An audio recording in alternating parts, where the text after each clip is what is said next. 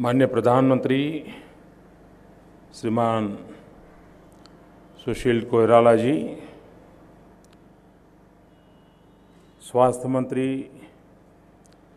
श्री खागा राज्याधिकारी जी, भारत के विदेश मंत्री आदरणीय सुषमा जी, ट्रॉमा सेंटर के डायरेक्टर श्री, उपस्थित सभी महानुभाव,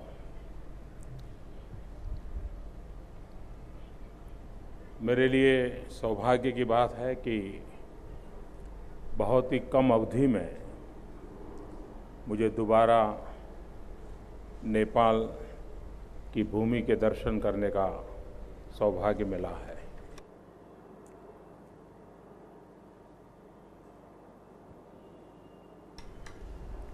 इन दिनों विश्व के कई देशों में मेरा जाना हुआ है, कई वैश्विक स्तर की मीटिंगों में जाना हुआ है, लेकिन नेपाल के साथ मेरी जो स्मृतियां जुड़ी हुई हैं, नेपाल ने मुझे जो प्यार दिया है, अपनापन दिया है, वो मैं कभी भूल नहीं सकता हूं। और इसके लिए मैं नेपाल का बहुत बहुत आभारी हूं। आज ये ट्रॉमा सेंटर का लोकार्पण हो रहा है। एक प्रकार से ये जीवन रक्षा का अभियान है।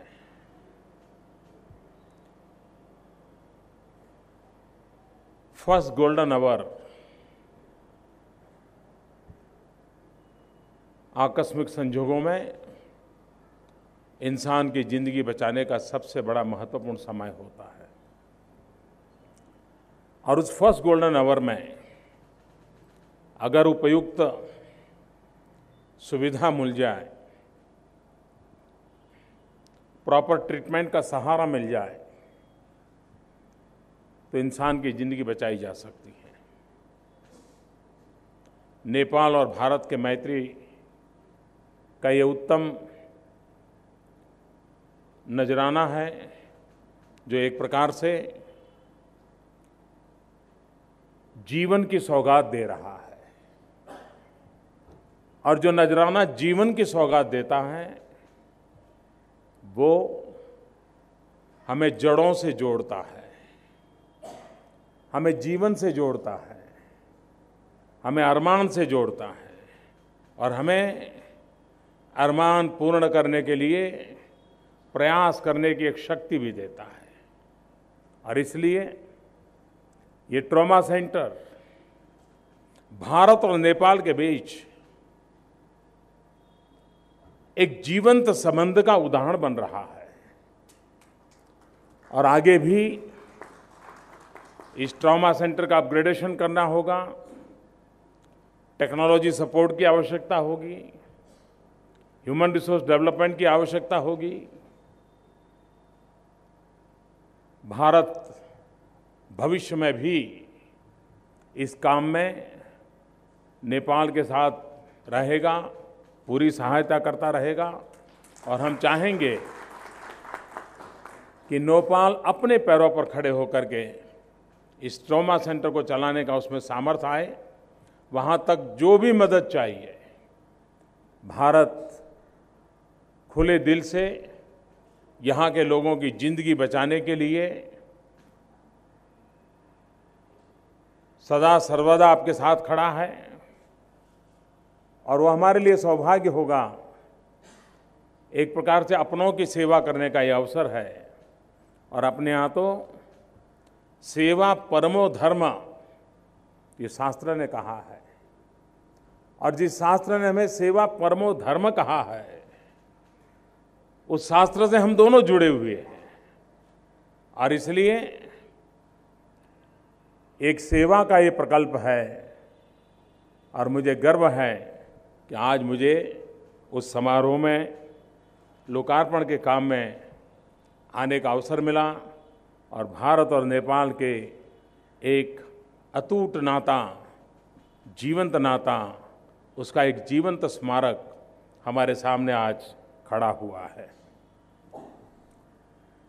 इस बार जब मैं पिछली बार आया था तब भी मैंने सार्वजनिक रूप से कहा था कि मैं उस समय तो जनकपुर, मुक्तिनाथ और लुम्बिनी नहीं जा पाया था। मैंने कहा था मैं अगली बार आऊँगा, जाऊँगा। इस बार भी मेरा इरादा था कि मैं बाय रोड जाऊँ। बाय रोड जाने का मेरा इरादा इसलिए था कि मैं खुद अनुभव करना चाहता था कि नेपाल से वहाँ आने वाले लोगों को क्या दिक्कतें होती है, क्या तकलीफ़ होती है।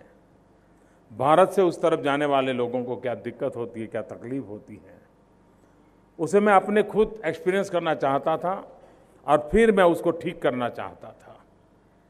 लेकिन समय अभाव के कारण मैं इस बार उसे नहीं कर पाया हूँ। मैं विशेष रूप से जनकपुर, लुम्बिनी और मुक्तिनाथ, वहाँ के नागरिकों को जो कष्ट हुआ है, जो निराशा हुई है, वो मैं भली भांति उनकी पीड़ा को समझ सकता हूँ। लेकिन मैं उन्हें विश्वास दिलाता हूँ, निकट भविष्य में जब भी मुझे अवसर मिलेगा मैं आपके बीच आऊँगा, आपके प्यार को मैं भली भांति दूर बैठे बैठे भी अनुभव कर रहा हूँ। और इसलिए वहाँ के सभी नागरिकों को मैं विश्वास दिलाता हूँ और नेपाल के हर नागरिक का भारत पे पूरा अधिकार है, भारतीयों पर पूरा अधिकार है, भारत सरकार पर अधिकार है और भारत के प्रधान सेवक पर प्रधान अधिकार है।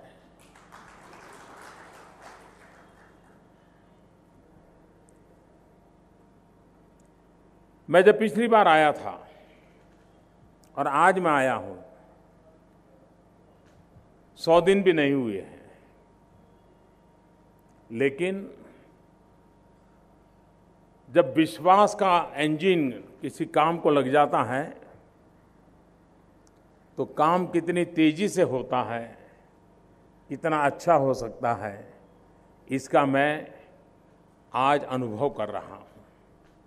आज नेपाल और भारत के बीच भरोसे का, विश्वास का एक बहुत बड़ा हॉर्स पावर वाला इंजन लग गया है, जो विश्वास का इंजन है, भरोसे का इंजन है। और उसी के कारण 100 दिन के अंदर जिस प्रकार से नेपाल और भारत ने एक के बाद एक निर्णय किए, काम शुरू किया, 25-25, 30-30 साल से रुके हुए काम, ये आज आगे बढ़े हैं। हमारे यहाँ कहावत है, एक हाथ से ताली नहीं बजती है। ये संभव इसलिए हुआ है, नेपाल सरकार, नेपाल के सभी राजनीतिक दल, नेपाल के प्रशासनिक व्यवस्था में जुड़े हुए अधिकारी, उन सब ने मिलकर के आगे बढ़ने की शुरुआत की, आगे बढ़ाया और छोटी मोटी रुकावटें आई तो उन रुकावटों को भी बहुत बुद्धिमत्तापूर्ण तरीके से उसका निराकरण करते हुए चीजों का ठोस रूप देने का काम किया है। और इसलिए मैं आदरणीय प्रधानमंत्री जी का, उनकी सरकार का, सभी राजनीतिक दलों का, प्रशासनिक अधिकारियों का भारत की तरफ से हृदय से अभिनंदन करता हूं कि उन्होंने ये काम न किया होता तो आज 100 दिन के भीतर भीतर 25-25, 30-30 साल से लटके हुए काम, अटके हुए काम आज पूरे न होते। और मैं आज एक संतोष का भाव अनुभव कर रहा हूं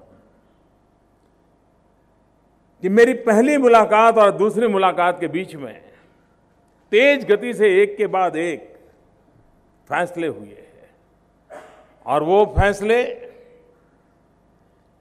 नेपाल के जीवन को तो ताकत देने वाले हैं, भारत को बहुत बड़ा संतोष देने वाले हैं। हमारे लिए नेपाल की खुशी, नेपाल का आनंद हमारी मुस्कुराहट का कारण बनता है। अगर नेपाल खुश नहीं तो हिंदुस्तान मुस्कुरा नहीं सकता है। और इसलिए हमारे लिए नेपाल की खुशी ये हमारे लिए संतोष की औषध है, और उस संतोष की औषध हमें प्राप्त हुई है। उसके लिए नेपाल के संबंधित सभी जनों का मैं हृदय से आभार व्यक्त करता हूं।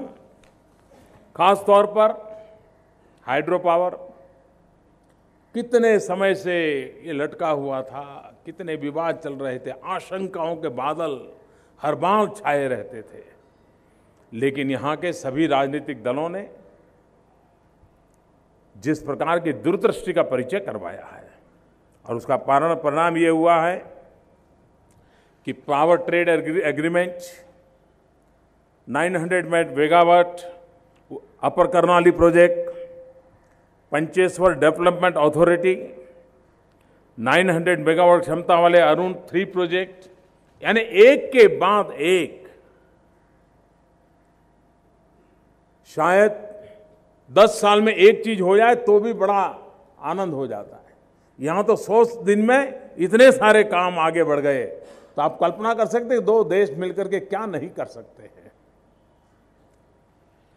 उसी प्रकार से हमने कहा था ट्रांसमिशन लाइन के संबंध में, हम चाहते थे कि नेपाल को बिजली मिले, ज्यादा बिजली मिले। ट्रांसमिशन लाइन मजबूत बनाने के लिए बहुत ही कम समय में काम पूरा हो जाएगा। 125 मेगावाट बिजली और यहां आना शुरू हो जाएगी। इतना ही नहीं, एक नई लाइन तैयार हो रही है और जिसकी क्षमता 1000 मेगावाट की है।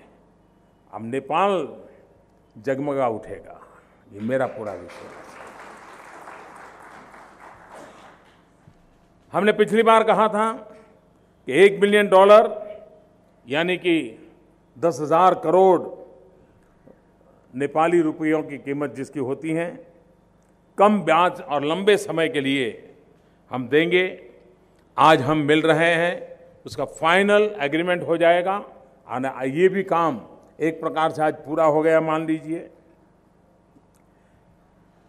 हम एक मोटर व्हीकल एग्रीमेंट पर करार कर रहे हैं और मैं मानता हूं नेपाल और भारत को जोड़ने के लिए ये बहुत ही उत्तम व्यवस्था हो रही है। और उसी के तहत आज ही काठमांडू से दिल्ली रेगुलर बस सर्विस शुरू करने का भी हमें सौभाग्य मिल रहा है। और काठमांडू से दिल्ली जब रेगुलर बस सर्विस शुरू होती है तो यहाँ के सामान्य मानव की जिंदगी में वो कितने बड़ी आर्थिक रूप से सहाय करने वाली, सुविधाजनक होती हैं, उसका आप अंदाज लगा सकते हैं। लेकिन नेपाल और भारत के बीच ये टूरिज्म की दृष्टि से चलने वाली बस में यात्री भी उसका फायदा उठाते हैं। इंटरनेशनल यात्री भी प्राकृतिक सौंदर्य का अनुभव करने के लिए बस से सफर करना पसंद करते हैं। हम चाहते हैं कि नेपाल का टूरिज्म भी बढ़े, लेकिन टूरिज्म बढ़ता है उसके लिए कुछ सुविधाएं चाहिए। उसमें एक महत्वपूर्ण सुविधा होती है कनेक्टिविटी। मैंने मेरे अफसरों को कहा है कि क्या हम ये जो दिल्ली काठमांडू के बीच बस सेवा चलेगी, वो बस सेवा वाईफाई के साथ हो सकती है क्या? अगर वाईफाई के साथ वो बस सेवा होगी तो टूरिस्ट जरूर पसंद करेगा, क्योंकि वो अपना बस में जाता रहेगा, वो दुनिया से अपना कनेक्ट होता रहेगा, अपना आनंद लेता रहेगा। हमारे अफसरों ने कहा कि साहब मालूम नहीं है, हम जरा देखेंगे कितना संभव है। मैंने कहा तो है, अब देखते हैं टेक्नोलॉजिकल अगर सपोर्ट मिल गया तो ये काम भी हम करवा देंगे। लेकिन हम चाहते हैं व्यवस्थाएं आधुनिक हो और सुविधाजनक हो। मैंने एक चिंता जताई थी कि भारत में हमारे नेपाल के लोग बहुत बड़ी मात्रा में हैं। नेपाल और भारत की रिश्तेदारी भी बहुत है, व्यापारिक संबंध भी है, और इसलिए यहाँ के फ़ोन कॉल बहुत महंगे होते हैं। मैंने कहा था कि अमेरिका बात करना सस्ते में जाता है, लेकिन नेपाल इंडिया बात करना महंगा जाता है। अब मैंने कहा था सस्ता होना चाहिए, मैंने भारत गया, मैंने कहा, उनको पूछा, मैंने कहा भाई क्या कर रहे हो ये, क्या हम नहीं मदद कर सकते? लेकिन जब जाना तो मुझे आश्चर्य हुआ। भारत में तो इसका रेट सिर्फ 40 पैसा है, लेकिन यहां पर वो रेट शायद 3.5 रुपया है नेपाल में, नेपाल जी अथॉरिटी जो है। तो मैं हैरान हो गया, मैंने कहा भाई अब क्या करूं, मैंने तो कह दिया है। मैंने कहा ठीक है, हम नहीं लेते हैं, न के बराबर लेते, तो भी कुछ कम करें। मैंने 35% कम करने का फैसला कर लिया। लेकिन अब मैं चाहता हूं नेपाल की जो टेलीफोन सेवा है वो भी उसमें कुछ कम करें, ताकि नेपाल के लोगों को और नेपाल से साथ जुड़े हुए भारत के संबंधों में ये टेलीफोन का खर्चा थोड़ा कम होना चाहिए। मैंने मेरी तरफ से कर सकता हूं इतना जरूर कर दिया है। मैं चाहूँगा कि यहाँ उस दिशा में कुछ हो। बॉर्डर इंफ्रास्ट्रक्चर, खास करके हम लोग रोड मार्ग से जब आते हैं तो वहाँ पर कुछ प्रश्न थे पिछली बार, मैंने उसको तेज गति से आगे बढ़ाने के लिए काम किया है। कुछ पुराने कॉन्ट्रैक्टर समस्याएं थी, उसको भी रद्द करने के लिए कह दिया है, और मैं मानता हूँ 6 महीने के भीतर भीतर आपको सही रूप में वहाँ पर प्रगति दिखाई देगी। एक और बात है नेपाल और भारत के संबंधों में, एक तो बहुत बड़ी मात्रा में नेपाल के लोग जो भारत में काम करते हैं वो यहाँ आते हैं, भारत के टूरिस्ट यहाँ आते हैं। एक कठिनाई थी, 500 और 1000 रुपये की नोट वो प्रतिबंधित थी। हमने नेपाल सरकार को प्रार्थना की थी और हमने मिलकर के एक निर्णय किया है कि अब भारत से 500 रुपये और 1000 रुपये की नोट और 25,000 की मर्यादा में ये हम ला सकते हैं। इसके कारण भारत में काम करने वाले जो नेपाल के लोग अपने घर वापस आते हैं तो उनको साथ में पैसे लाने हो तो उनको सुविधा बनेगी, और जो टूरिस्ट आते हैं टूरिस्ट के हाथ में भी पैसे रह पाएंगे। तो इस व्यवस्था को भी हमने निर्णय कर लिया है, और मैं मानता हूँ उसका एक काम जिसका मेरा स्वयं का बहुत अच्छा अनुभव है। मैं जब गुजरात में काम करता था तो गुजरात के मुख्यमंत्री के नाते एक महत्वपूर्ण इनिशिएटिव हमने लिया था। हिंदुस्तान में हम सबसे पहले इस काम को किया था, और वो था सॉइल टेस्टिंग। आमतौर पर हम डेवलपिंग कंट्रीज में मनुष्य का भी हेल्थ कार्ड नहीं होता है, लेकिन हमने कोशिश की थी कि सॉइल हेल्थ कार्ड बने, और किसान के पास जो ज़मीन है उस ज़मीन में क्या गुण है, क्या अवगुण है, क्या अच्छाइयाँ हैं, क्या बीमारियाँ हैं, वो ज़मीन किस क्रॉप के लिए कित उपयुक्त है, किस क्रॉप के लिए अनुपयुक्त है, किस ज़मीन पर कौन सी दवाई सूट करेगी, कौन सी दवाई सूट नहीं करेगी, ये सारी चीज़ें सॉइल टेस्टिंग से संभव होती हैं।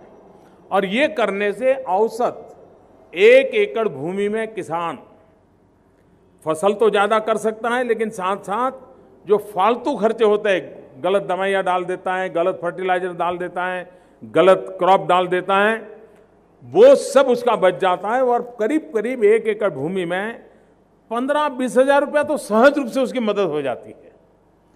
ये सॉइल टेस्टिंग का काम नेपाल में भी हो, ये बात मैंने पिछली बार प्रधानमंत्री जी से मिला था, तब मैंने कही थी कि आपको लाभ होगा, तो उन्होंने कहा देखेंगे। फिर मुझे लगा कि मैं सुझाव देके चलाऊं वो कोई शोभा नहीं देता है, मुझे कुछ करना चाहिए। तो आज हम एक मोबाइल सॉइल टेस्ट की लेबोरेटरी नेपाल को भेंट दे रहे हैं, उसकी पूरी टेक्नोलॉजी दे रहे हैं। उससे पता चलेगा कि निश्चित एरिया में अगर ज़मीन का इस प्रकार की जांच हो गई, आप देखिए उसको अगर बाद में आप चलाएंगे तो बहुत लाभ होगा। तो एक बहुत बड़ा काम हमने पिछली बार कहा था, भाई पीपल टू पीपल कांटेक्ट। देश जुड़ते हैं तब जब जन जुड़ता है, और जन भी तब जुड़ता है जब मन जुड़ता है। लेकिन मन जुड़ने की, जन जुड़ने की प्रक्रिया कुछ व्यवस्था के तहत होती है, और इसलिए हम चाहते थे कि जन जन संपर्क बढ़ना चाहिए, और इसलिए हमने यूथ एक्सचेंज की बात की थी।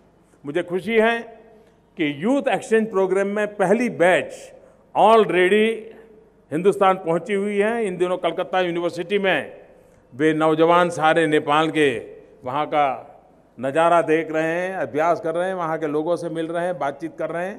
तो एक एक चीज़ हम तेजी से कर रहे हैं। दूसरा, मैंने कहा था हम नेपाल को ई लाइब्रेरी देंगे। मुझे खुशी है कि नेपाल सरकार की तरफ से और नेपाल के कुछ प्रमुख लोगों की तरफ से ई लाइब्रेरी उनको कैसी चाहिए उसके बहुत अच्छे सुझाव आए, और मैं मानता हूं हमारे लिए भी सीखने जैसे अच्छे सुझाव आए। और मैं मानता हूं कि ये जो आपका सक्रिय योगदान था, तो हम ई लाइब्रेरी का काम बहुत तेजी से आगे बढ़ रहा है।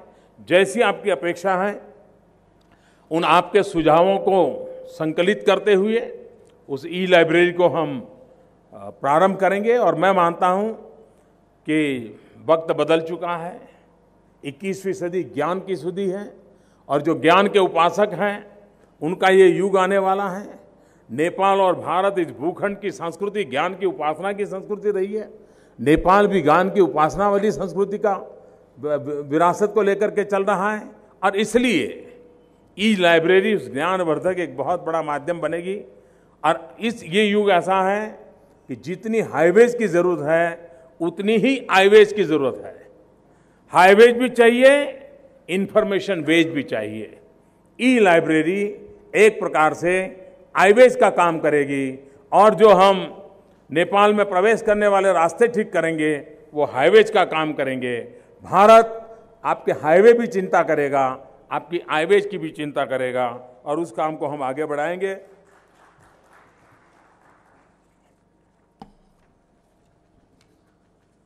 हमारा सुरक्षा सहयोग भी बहुत ही एक विश्वास का वातावरण चाहिए। सुरक्षा का काम तब होता है जब दो देश के बीच में अटूट विश्वास हो, भरोसा हो। और आज नेपाल और भारत के बीच में वो विश्वास का ताना बाना इतना मजबूत हुआ है कि जिसके कारण रक्षा के क्षेत्र में भी भारत और नेपाल मिलकर के काम कर रहे हैं। आज मेरे लिए खुशी की बात है कि हम एक ध्रुव हेलीकॉप्टर जो सेना के काम आएगा, वो आज भारत की तरफ से नेपाल को हम समर्पित कर रहे हैं। और मुझे विश्वास है नेपाल को एक अच्छा रक्षा कवच मिलेगा, वो एक नई ताकत बनेगा। यहाँ पर पुलिस एकेडमी का काम भी, उसका फाउंडेशन स्टोन, उसकी चिंता भी हम करेंगे। और यानी अनगिनत चीजें 100 दिन के भीतर भीतर अनगिनत चीजों का एक के बाद एक हो जाना, ये अपने आप में ही दो सरकारों के बीच विश्वास की ताकत कितनी बड़ी गति देती है, कितना बड़ा परिणाम देती है। मेरा ये सौभाग्य रहा कि पिछली बार जब मैं आया तब आपकी संविधान सभा को संबोधित करने का मुझे अवसर मिला था, कॉन्स्टिट्यूएंट असेंबली को संबोधित करने का अवसर मिला था। और एक प्रकार से नेपाल के सभी स्टेक होल्डर्स कहिए, नेपाल के सभी क्रीम कहिए, वो सभी एक विशाल समूह के सामने मैं आया था। और तब भी मैंने कहा था कि नेपाल जितना जल्द अपना संविधान बनाएगा उतना ही नेपाल का भविष्य के लिए वो एक नई ताकत मिलेगी। नेपाल के संविधान के निर्मित में जितना विलंब होगा वो विलंब नेपाल के लिए अच्छा नहीं होगा। संविधान आप बनाएं, आपके तरीके से बनाइए, आपके निर्णय होंगे, भारत का उसमें कोई दखल नहीं हो सकता, होना भी नहीं चाहिए। लेकिन आपकी खुशी हमें मुस्कुराहट देती है, और इसलिए भी संविधान का जल्दी बनना बहुत जरूरी है।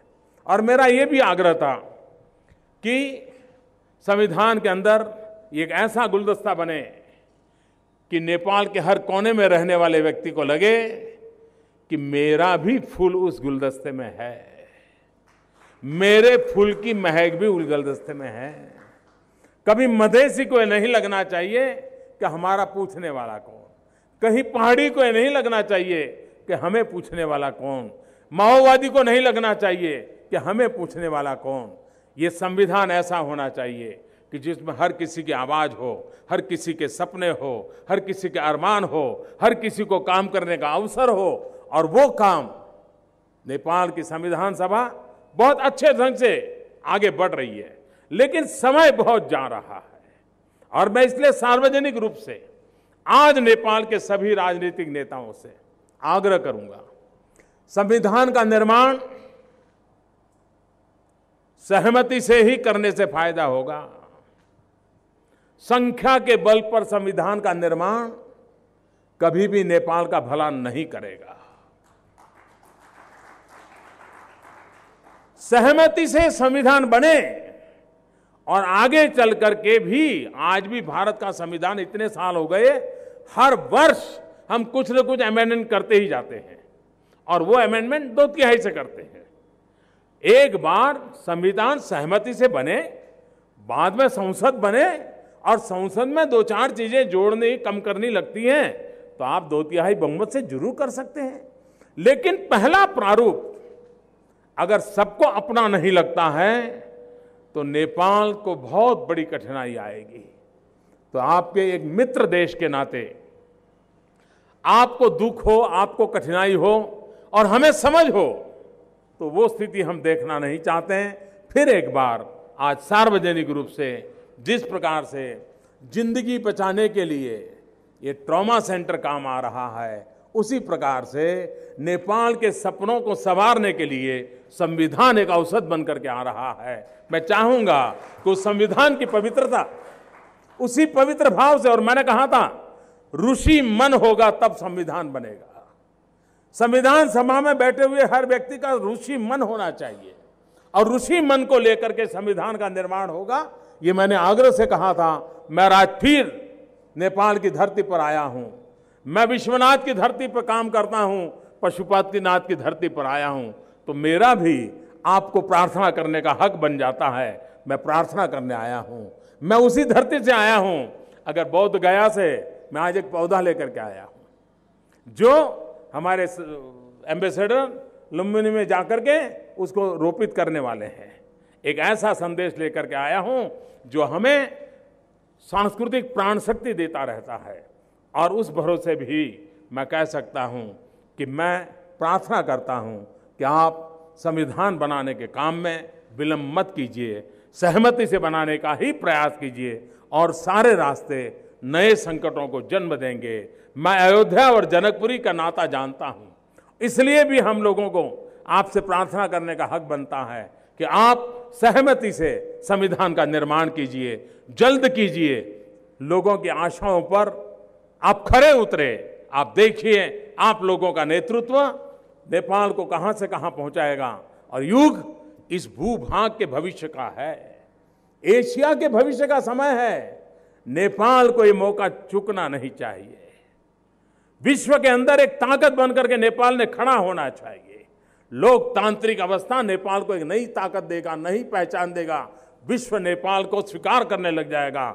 ये स्थिति आपके हाथों में है, मौका आपके पास है। 30-40 दिन का समय बचा है। मैं विश्वास करता हूं कि इस काम को आप आगे बढ़ाएंगे।